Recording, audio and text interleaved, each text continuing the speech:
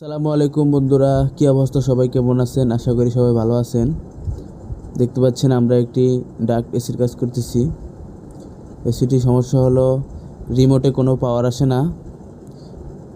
এখন আমরা এসিটি খুলে দেখলাম যে এসিটির সার্কিটের ফিউজ কাটা ইনডোরের। এটা কাটার কয়েকটা কারণ হতে পারে। এর ভিতরে একটা কারণ আউটডোরের ফ্যান মোটর, আউটডোরের কম্প্রেসার, ইনডোরের ফ্যান মোটর।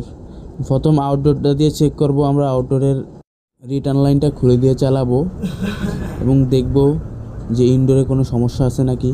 যদি ইনডোরে সমস্যা থাকে তাহলে ইনডোরের ফিউজ আবার পুড়ে যাওয়ার সম্ভাবনা থাকতে পারে। হ্যাঁ, এখন দেখতে পাচ্ছেন ফিউজটি পুড়ে গেছে এবং ইনডোরের সিট খুলে দেখলাম যা অবস্থা, পুরাই বাজে।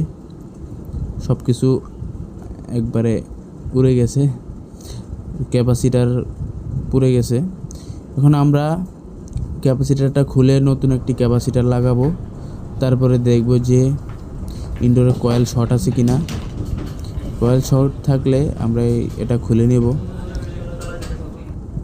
এবং আমরা লাগালাম নতুন ক্যাপাসিটার লাগিয়ে চালিয়ে দিলাম। দেখতেছেন, চালানোর পরে আবার দেখব, চলুক।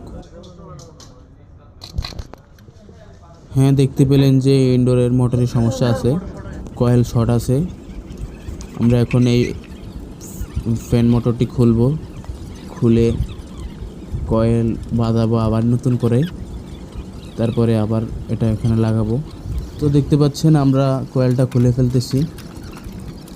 খুলে ফেললাম এবং এটার ফ্যান মোটর খুলে ওয়ার্কশপে পাঠিয়ে দিব। তো সবাই ভালো থাকবেন, সুস্থ থাকবেন এবং পেজটি ফলো করবেন।